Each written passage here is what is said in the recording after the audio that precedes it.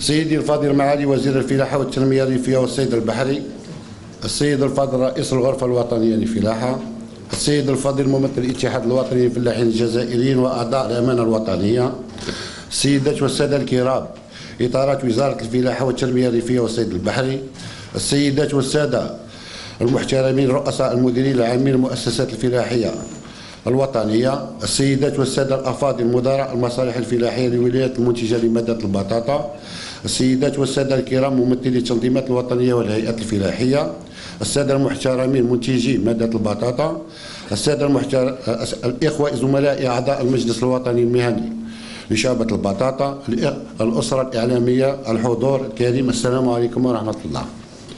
بداية لهذه الكلمة الترحيبية وجب علينا إسداء الشكر والثناء لمعالي وزير الفلاحة والتنمية الريفية والصيد البحري على إعادة تفعيل وتسجيل هذه الهيئة ميدانيا لتكون امتداد للفضاء الفلاحي ومحطة للاستشارة والتواصل وتثمين العمل الفلاحي بما ينفع البلاد والعباد.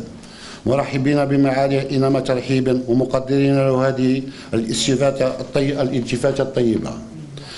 والشكر الموصول لإطارة وزارة الفلاحة والتنمية الريفية والصيد البحري ولممثل الاتحاد الوطني للفلاحين الجزائريين ترحيبا خالصا لما يقدموه لهذه الشعبة والقطاع عامة، ولكل مساهمين بعيد أو قريب. شكرنا لبعض هذا المجلس الوطني المهني ليكون مقياس للعمل الصائب والتخطيط الهادف.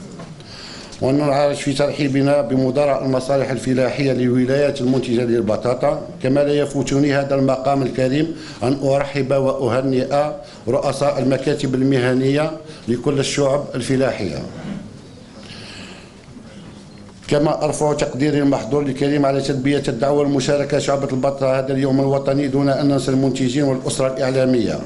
والترحيب مستمر لكل المحاضرين ومشاركة المنتجين في هذا اليوم الذي نتمنى فيه التوفيق والسداد. شكرا سيد الوزير. إذن قلنا البطاطا تحتل على مستوى العالمي تقريبا 20 مليون هكتار، وتعتبر منتوج البطاطا كثالث منتوج dans les produits végétaux بعد الرز والبلي. Et le maïs en quatrième position, mais le maïs c'est destiné beaucoup plus pour l'alimentation du bétail. Donc on considère la pomme de terre comme étant le troisième produit qui rentre dans l'alimentation des êtres humains. Bon, البلدان المنتجين نعطيكم برك الصين قدرة إنتاجه يقارب 100 مليون طن، ولكن فيه بلدان بعد بلدان اللي ما كناش ننتظروا منهم باللي يكونوا بلدان منتجين للبطاطا، منهم بنغلاديش.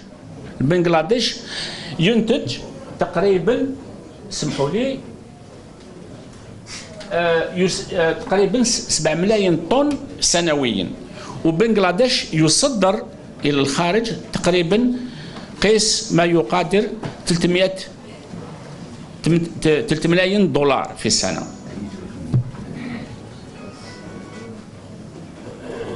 Alors, d'un point de vue consommation, la moitié de la consommation mondiale de pommes de terre elle est consommée par les pays asiatiques, à raison de moins de 26 kilos par habitant et par an. Donc, le niveau de consommation qui se situe autour de 50% de la production mondiale, elle se justifie par rapport à la densité de peuplement de cette région. Mais le niveau de consommation, comme je l'ai dit, il est très faible dans ces pays-là. Bon, si je prends le cas de la Chine on a تنتج تقريبا 100 مليون de tonnes في السنة. المساحات المخصصة في الصين لإنتاج البطاطا تقريبا 4 ملايين هكتار، والاحتياجات تاعها فيما يخص البذور تقريبا 10 مليون de tonnes. عندها تقريبا 2 fois la production nationale qui se situe autour de 5 millions de tonnes. Mais la Chine, pour vous situer, la production de la Chine, elle est beaucoup plus destinée pour l'alimentation porcine. ولهذا يستعملوا بذور ما يستعملوش بذور بطاطا كما نستعملوها حنا يستعملوا لا غران يستعملوا بزاف لا غران ولكن لا غران elle donne dans un champ يغرس الزريعه تخرج مبعثره c'est-à-dire تخرج بطاطا حمراء كحله بيضاء الى اخره ولذا هما يمدوها l'alimentation porcine ce qu'ils consomment pour la population, c'est une pomme de terre, disons, noble. Voilà, donc à titre de comparaison, le niveau de consommation en Algérie il se situe autour de 110 kg par habitant par an, 111 exactement. Au niveau des pays européens, l'Europe occidentale consomme beaucoup moins de pommes de terre que l'Europe de l'Est, que les pays de l'Europe de l'Est. Actuellement, le niveau moyen de consommation de la pomme de terre dans les pays de l'Europe de l'Ouest, il se situe autour de 80-85 kg par habitant et par an, dont presque un tiers sous forme transformée. Alors que nous, par exemple, on est à 110 kg. Pratiquement tout ce que nous consommons comme pomme de terre, nous le consommons comme pomme de terre fraîche.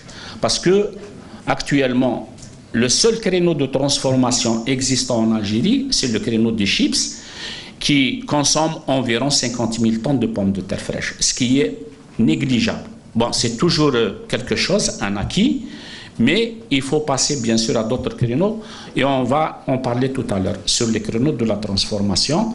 Les pays de l'Est, si je vous dis par exemple que l'Ukraine, d'après les informations que j'ai, ils arrivent à consommer jusqu'à 240 kg de pommes de terre par an.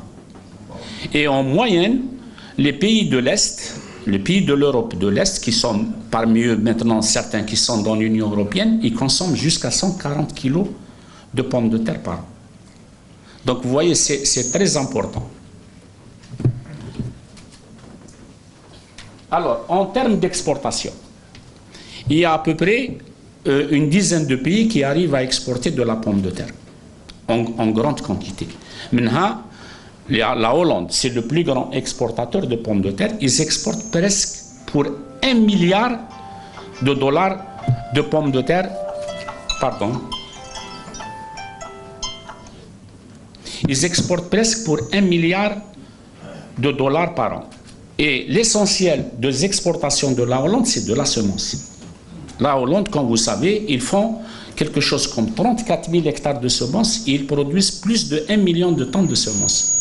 Ensuite vient en deuxième position la France qui exporte pour environ 700 millions de dollars en pommes de terre, consommation et semences. Il y a le Bangladesh dont je vous ai parlé tout à l'heure, le Pakistan qui exporte pour 130 millions de dollars. Il y a aussi l'Égypte comme pays africain dont la production est loin d'égaler la nôtre en termes de qualité. Ils arrivent à exporter pour une valeur de 206 millions de dollars. Voilà, pour ça c'est en ce qui concerne donc un aperçu sur la production mondiale, sur la situation de la filière pomme de terre à l'échelle mondiale. Donc en Algérie, pour en revenir au sujet qui nous concerne plus exactement, juste un petit rappel sur l'historique de la pomme de terre en Algérie. Je crois que d'après les informations qu'on a, elle a fait son apparition à peu près au début du 19e siècle. C'était les colons qui l'ont fait rentrer en Algérie pour en faire de notre pays. السادة والسادات الحضور، بعد التدخلات اللي سبقوني في الحق سبقوني يزون امبيتي في الديسكور في الموضوع تاعي وانما ظهر جليا باللي شعبة البطاطا قد قطعت أشواط معتبرة كما وكيف، ولكن لا زالت هناك نقائص أبرزها التحويل، وقد أشار له الناس اللي سبقوني. التحويل قريب قريب منعدم. التصدير كميات جد ضئيلة. الاستهلاك الاستهلاك لا كونسوماسيون ابوزيف تاع الماء وليوتيليزاسيون فاني ابوزيف تاع لي برودوي اي لي بيستيسيد برودوي فيتو اي لي بيستيسيد. هذو نتمنى سيد الرئيس باش يكونوا فاني ورشات للمجلس ان شاء الله هذه النقاط هذه. والنقطه اللي تهمني انا هي الاستيراد تاع البذور. هذا الاستيراد الشغل بقى ثابت في هذه السنين مالغري هذا الشيء اللي درناه مالغري هذه التطورات كل شيء قاعد ثابت. وين رانا نستوردوا بين 100 و 130 ألف طن سنويا على حساب السنين هكا. وهنا نقدم لكم الرؤية تاع المجلس والرؤية تاع مؤسسة حوشين. الرؤية تاع مؤسسة حوشين هو عضو من الأعضاء الناشطين في المجلس. وقد قاموا هذ الأعضاء بزيارة القلال. هذا قلال في الحق المركز معروف بصح كي راحت شافت العين كما قالوا الناس تهزت. كاين واحد الحس الوطني اداه هذه الجماعه باش كي شافوا هذا الشيء اللي في صادوغراف وشافوا باللي هذه المؤسسه هي تاع تثمين المنتوجات اللي هي تابعه لجيفا برو. شافوا باللي هذه المؤسسه عندها تقنيات الانتاج وكاين امكانيات كبيره متاحه. اخذوا هذه الجماعه على انفسهم باش ياخذوا على عاتقهم انتاج البذور. الانتاج باش ما نكونوش كما يقولوا نايف ما هي سهله باش نمثلوا احنا الناس بزاف هكا في البرامج هكا تيوريكمون يتكلموا على كاريمون نحيوا الاستيراد باش نحيوه ما هو سهل باش نحيوه ماشي سهل مازال نزيدوا نستوردوه. ولكن التقليص هذا التقليص لازم يكون هدف اساسي للمجلس. وان شاء الله نعملوا من العهده تاع المجلس هذا عهده تقليص الفاتوره.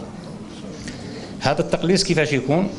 راهم هذه الجماعه اخذوا على انفسهم باش يدخلوا في انتاج الزريعه تاع البريباز تاع ما قبل القاعديه. وهذا هذه تسمى شبه نجم نقول ما نستعمل له الترم تاع تحدي لخاطر غادي يتلزم ليهم باش يديروا استثمار ثقيل وغادي يزيدوا يدخلوا الميدان وين نمثلوا احنا العادات تاعهم غادي شويه تهز لخاطر الي بلو فاسيل باش يخدموا كيما راهم يخدموا درك وهذا المخطط كيما كنت نقول لكم باللي تيوريكمون يسمح بتقويه وتعزيز انتاج بذور البطاطس في مختلف الدرجات والفئات وعلى المدى المتوسط بلوغ 625 ألف طن. هذا علاش كنت نقول لكم باللي سي تيوريك هذا الشيء هي سي فري باللي 625 ألف ماشي سهل باش غادي نلحقوها مي احنا نديروها شغل ان اوبجيكتيف وكامل هذا الاعضاء الناشطين داو على انفاسهم. هذه الارقام تجعلنا نتفائل بان نغطي الحاجيات الوطنيه فيما يخص البذور. الهدف طموح واعضاء المجلس واعون بالجهود التي عليهم ان يبذلوها. اما عن الجانب القانوني خاطر كاين جانب قانوني لازم يتبع هذا الشيء. لا محال يجب النظر في قوانين انتاج البذور خاطر كنا نقعدوا في لي نورم تاع الكال نقولها لكم بكل صراحه لا بليبار دي برودكسيون اللي غادي نديروا غادي نديكلاسا ولا توت فاسون يرونكونترون بوكو دو ديفيكولتي. سيد وزير الفلاحه والتنميه الريفيه والسيد البحري، سيد رئيس الغرفه الفلاحيه الوطنيه ممثل اتحاد الفلاحين، رئيس مجلس المهني الشعب بالبطاطا، الحضور الكرام الساده والسيدات، السلام عليكم. الموضوع تاعنا اليوم راح نتكلموا على la transformation et la régulation du marché de la pomme de terre. Donc, on va être un petit peu restreint dans le sujet. La production nationale de pommes de terre de consommation enregistre périodiquement des variations importantes en quantité, ce qui influe directement sur le prix, c'est-à-dire entre parenthèses chute et flambée. Aussi, le pouvoir public a mis en place le SIRPALAC, système de régulation des productions agricoles de large consommation. Ce programme vise à la préservation des revenus des producteurs et de la sauvegarde du pouvoir d'achat des consommateurs. Ce dispositif est basé sur une dynamique de retrait ou d'injection de production sur le marché en s'appuyant sur le stockage sous froid de la pomme de terre. Il est clairement établi que le stockage sous froid est indispensable dans tout système de régulation. mais il ne doit pas servir uniquement à alimenter la consommation directe, mais aussi alimenter la transformation, le conditionnement et éventuellement les exportations. Compte tenu de la nature de la pomme de terre, entre parenthèses produits périssables et sensibles, la transformation de celle-ci constitue un moyen naturel et efficace de régulation et de valorisation. Dans la situation de la pomme de terre en Algérie, la pomme de terre est récoltée pratiquement toute l'année en quantité très variable, selon les périodes, ce qui suppose des disponibilités très différentes d'un mois à un autre. Donc nous disposons de 2 tranches principales de culture et une tranche secondaire qui sont respectivement la tranche de saison, batata les récoltée de mi-avril à fin septembre, la tranche d'arrière-saison récolte de mi-novembre à fin mars et la tranche des hauts plateaux récoltée de fin août au début novembre. Cette culture en évolution constante depuis des années peut connaître une meilleure progression si ce n'est un manque de ressources hydriques. Donc, au vu de cette importante production et de son évolution dans le futur, il apparaît quasiment impossible de prendre entièrement en charge par une conservation sous froid, d'où la nécessité de développer d'autres segments tels que la transformation et l'exportation. Donc la transformation et la valorisation de la pomme de terre, pour les aspects de la transformation et de la valorisation en agroalimentaire, il faut définir quels sont les créneaux porteurs de grande utilisation de la pomme de terre. À ce sujet, 4 créneaux sont connus, à savoir la pomme de terre, la production de flocons de pommes de terre, la production de frites surgelées, la production de frites fraîches et la production des chips naturels. Donc actuellement, environ une 15 à une vingtaine d'unités de transformation actives dans le domaine de la pomme de terre, la plupart versées dans la fabrication de chips à partir d'une matière première locale ou à partir de flocons importés. Rajoutez à cela une dizaine ou une quinzaine de petites entreprises de production de frites surgelées et de frites fraîches.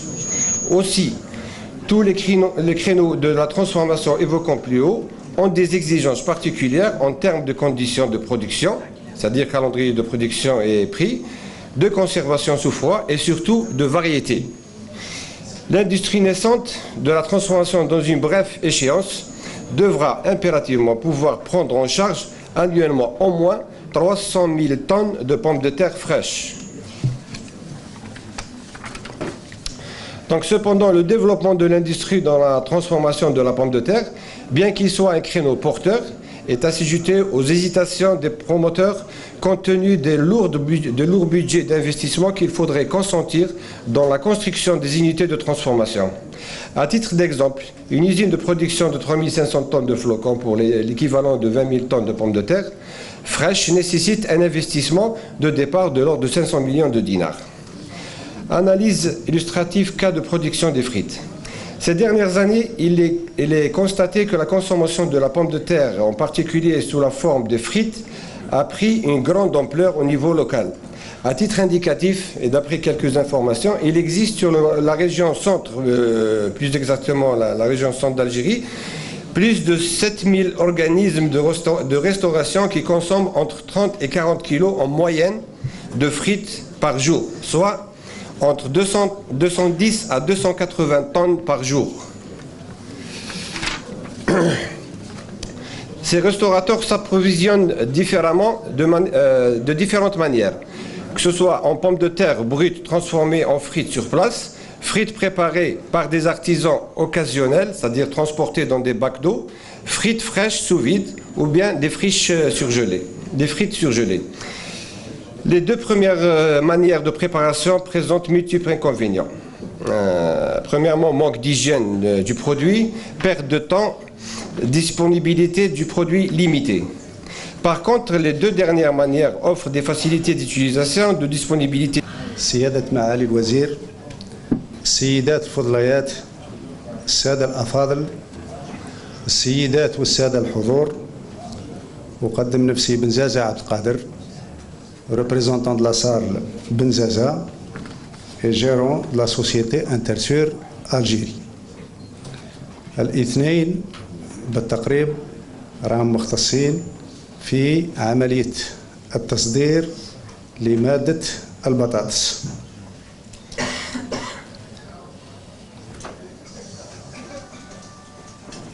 في البداية التصدير الأول كان سنة 2013. La première exportation elle a commencé en 2013. Nous avons commencé par 800 quintaux. Ou cette année, on a fait 5400 quintaux. Donc c'est pratiquement 650% de plus par rapport à la première expédition. ونتمناو ان شاء الله نزيدوا نروحوا اكثر من هذا. Au départ on a eu des pertes. Allah غالب, on apprend. Et dans le domaine de l'exportation, c'est tout le monde qui essaie de s'adapter parce que c'est une nouveauté. حنا التصدير عندنا الطاقة نعرفوها مخيطينها نجونغليو بها كما نقولوا حنايا. خارج الميدان هذا tout le monde essaie de s'adapter y compris les services intervenants بما فيها أنا وكل المصالح المتدخلة معنا. والحق لحد الساعة ما لقينا إلا الأبواب المفتوحة والدعم اللازم من مختلف المصالح اللي شاركتنا في العملية هذه. والكل يقول لك صدر برك حط منتوجك لبرا وإحنا رانا هنايا بنقدموا لك الدعم ونعاونوك. لا من الجمارك لا من مصالح الفلاحة لا من النقل كل الأطراف المتدخلة باش نهضروها بوضوح وبصراحة. التصدير باه نقول له دروك شوية الجانب العملي والجانب التقني. هو باش يكون فيها التصدير نبداكم بلي 3 points élémentaires. Vous avez la compétitivité, un produit sain et de bonne qualité. المنافسة في الخارج راهي شرسة. انت ما راكش معمر الطومبا كما يقولوا عندنا بالعامية احنا تويوتا إليكس الفلاحة راهم يفهموني وداخل بها للسوق الليل. دونك لو برودوي تاعك لازم تكون بأسعار تنافسية. نفصلها شوية الأسعار التنافسية. الأسعار التنافسية هذه لازم نتايا لو برودوي تاعك هذا دير حسابك بيان. دير حسابك في لو فريت في الترانسبور كومبيان سا فو كوت. دير حسابك نتايا في لو كونديسيونمون تاعك باسكو ان برودوي اكسبورتي فو كونديسيوني. لو كونديسيونمون تاعو سي با دو شينوا بصح يفو لو كونديسيوني. احنا ما غاديش نبعثوه فراك قال يلا شكاره تاع الخيش 50 كيلو ودمر ولا صناديق تاع بلاستيك عمر حتى للفم وقيسه اطلقه له في الوسط. عندك vous avez l'appareil fumigé, vous avez le poids à respecter, vous avez un tri, vous avez un calibre, vous avez عندك في هذا الباب. من بين الأسعار التنافسية المنافسة حادة في الخارج. أنت تحط البرودوي تاعك à 0,50. Je parle du marché de l'Europe. حنا ça a été le choix le marché de l'Europe parce que يتحمل ويروح معاك بعيد في الطوناج. البطاطا سي الطوناج. سي با دي روز كون اكسبورت دو هولندا في الطيارات. سا دوموند دو طوناج. عمر بالبابور وقلع. اديفو لي كاميون فريغو ولا لي كونتينر فريغو. البطاطا الفلاح يعرفها الربح فيها قليل. البطاطا على حساب الغله. لو كنت تسقسي الفلاح الا ما عندوش الروندمون كلا عظم كما يقولوا. البطاطا راهي تلعب ب 40 دورو 60 دورو 100 دورو ماهيش اكثر من هذا الشيء. اليوم القطار تاع البطاطا راه يوصلك ل 80 مليون. دير حسابك انت شحال دير شحال تشري الزريعه شحال لي لابور اللي عندك القلابات ديسكا لي تريتمون السكور دير على الحشيش دير ديزيرباج دير انت لي زونغري تاعك 15 كانتو دير حاشاكم لو فيمي اورغانيك تجيب 3 كاميون دو 10 طون اكسيتيرا وكذا وسا شيف سا كومونس. Et si vous arrivez à 800 000 dinars de centimes l'hectare, السيد إلا جاب 200 قنطار في البحيرة تاعو إلا يبيعها ب 4000 سير شون بلا ما يدخل حساب هذاك اللي يضرب الكروشي. إلا يبيعها ب 4000 راه خارج 80 مليون طابلة. ما يخلصش حتى كما قال المازوت تاع التراكتور تاعو، ما يبدلش بنوات، ما يروحش يدير ديسكات، ما يبدلش طوموبيلته، ما يخرج ولادو يحوسوا، ما والو، يقعد يتفرج وصاي يقول العام الجاي ان شاء الله نعاودوه. ولكن الحمد لله الفلاح عطاه ربي قوه، عطاه قدره، وكل عام يقول نحبس وكل عام يزيد عامين. وهذه هي حب الارض. أنا أولا جو ريميرسي لي زورغانيزاتور دو سيت ايفينمون، يعني تاع تنصيب الشعبة الوطنية للبطاطا، و جو سويت يعني notre conseil le plein succès, plein de réussite pour sa mission. J'espère qu'il sera une force de proposition dans sa mission et participera pleinement au développement agricole et rural. Moi, personnellement, je mettrai mon expérience de plus de 35 ans de production de semences au service de ce conseil. Surtout avec l'écoute du premier responsable du ministère de l'Agriculture, à l'écoute de la profession. نتمنى ان شاء الله نكونوا في المستوى تاع باش نخلقوا باش نورغانيزيو هذه الشعبه هذه كما ينبغي. و je profiterai inchallah, je profite de cette occasion pour exprimer une profonde gratitude à mes vifs remerciements à la CNMA, qui est devenu un outil incontournable dans ce processus de développement agricole, de croissance économique et sociale, par son management opérationnel, ses compétences avérées et son cumul d'expérience dans le domaine des assurances, notamment leader incontesté dans les assurances agricoles. Ainsi, je vais être bref, je ne manquerai pas de citer à juste titre mon expérience personnelle. Vu qu'avec la CNMA, moi je suis reçu la CNMA depuis l'année 2000 على كل حال، وصلنا واحد الوقت هكا وين كل عام نصيروا عندنا نقولوا بالك نحبسوا بالك باسكو يدونا في الدراهم بلاش هكاك الاخر. مي كوميم اون ا كونتينيي سورتو pour la pomme de terre qui demande un investissement lourd. لازم الفلاح لازم يكون il doit se protéger على كل حال. Je ne manquerai pas de citer à juste titre mon expérience personnelle vécue avec le CNMA pour illustrer fidèlement l'accompagnement et l'assistance qu'apporte inlassablement cette institution mutualiste à ces sociétaires et adhérer pour leur permettre d'investir et de produire en assurant la pérennité des activités agricoles. Moi j'ai eu un incendie à un moment donné dans les chambres froides à Marine Batata à la Koulikhal, et je suis un sociétaire de la mutualité agricole. À un moment donné j'ai eu un sinistre important qui risque de provoquer presque, je ne dirais pas une faillite, mais presque la moitié de faillite. La CNMA, en tant que mon assureur, a pris en charge sérieusement mon dossier. Le sinistre m'a été indemnisé dans les délais, chose qui m'a permis de surmonter les dommages subis, de reprendre mon activité et d'assurer mes projets d'investissement.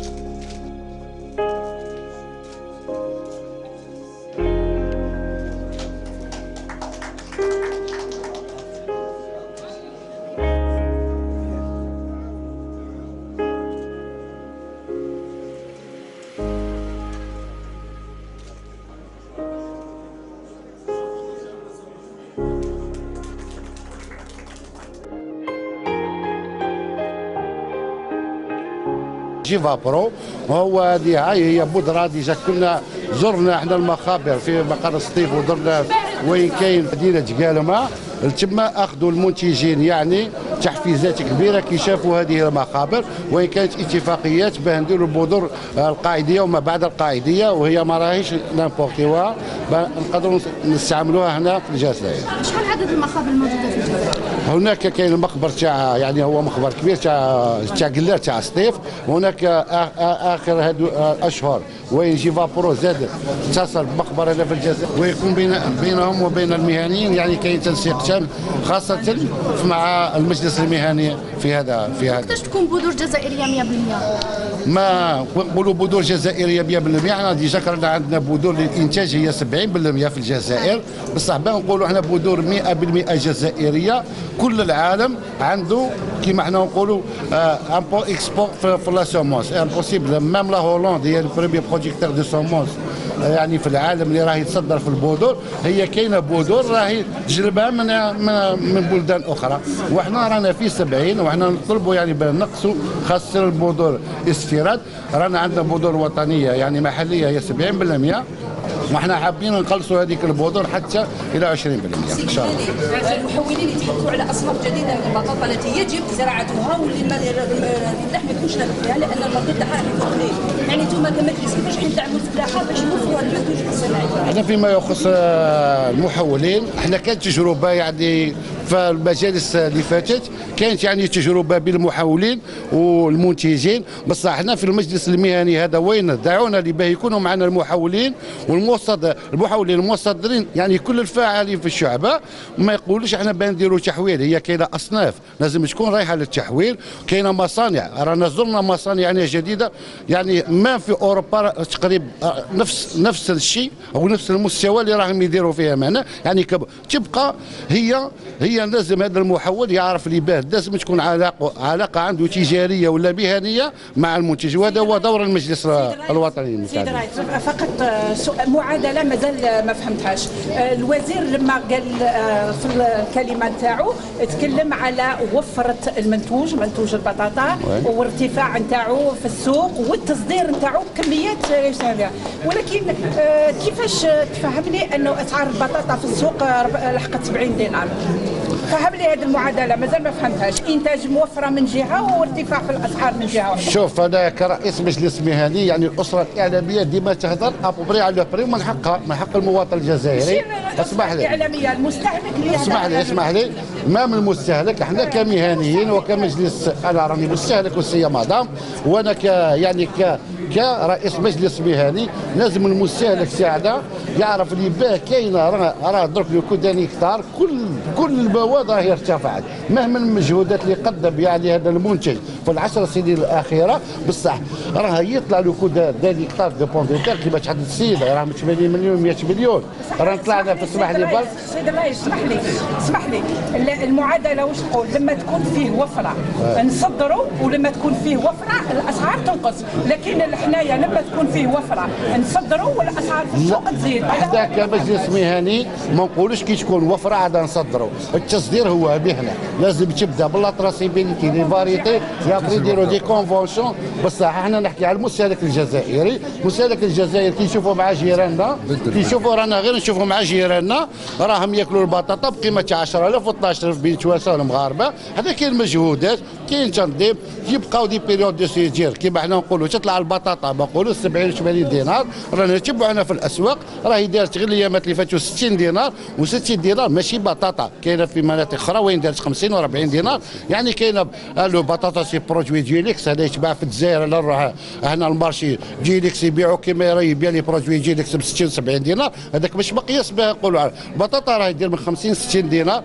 هو ما نقولوش بالنسبه يعني المستهلك الجزائري بالك نقولوا شويه زايده خاطر ما راه يستهلك اكثر من كل البلدان الافريقيه، راه في 110 يعني كيلو بارابيتون يعني ما نكومباريوش روحنا مع مصار ولا ما راهمش ياكلوا البطاطا راهم ياكلوا 30 كيلو 34 كيلو. على هذه احنا لازمنا نجتهدوا على الاقل باه نوفروا المنتوج هذا ونطلعوا الانتاج لان هذه الماده هي استراتيجيه في الغذاء المواطن الجزائري. سيدي راه منخفضه راهي مقبوله. البطاطا في الصحراء الجزائريه الخبراء يحذروا أن استهلاك الماء طرف البطاطا في الصحراء الجزائرية يكون كبير. يقول لك أنه سنستهلك كامل جيوبنا المائية في الصحراء بما أننا ننتج البطاطا في الصحراء مقارنة بالمناطق الشمال. ما عندكمش تخوفات في هذه النقطة؟ بالنسبة لي نقولوا بان ننتجوا البطاطا في الصحراء هو كاين انتاج كبير سيرتو في الصحراء ولا في الجنوب ولا في المناطق الهضاب العليا، بصح بان نقولوا رانا نستهلكوا مياه اكثر. انا كيما عندي تجربه وعندي في واد سوف يعني دي بروجيكتور راهم يروحوا 4 متر جي متر يقاو الماء، يعني عندنا مشكل تاع الماء في واد سوف. بنقولوا رايحين نستهلكوا ماء كبير. هما لقاو مشكل في الماء في منطقه واد سوف اللي راهي تنتج تقريبا 30,000 هكتار حسب المعلومات اللي عندي انا. تبقى معلومات اخرى فيما يخص الري، تحذيرات وخبراء فيما يخص الماء. انا غير مختص في الماء، بصح انا عندي لي بروجيكتور في واد سوف راهم تجي متر يجبدوا الماء، يعني كاين مشكل تاع الماء زايد. هذه المعلومه. شكرا.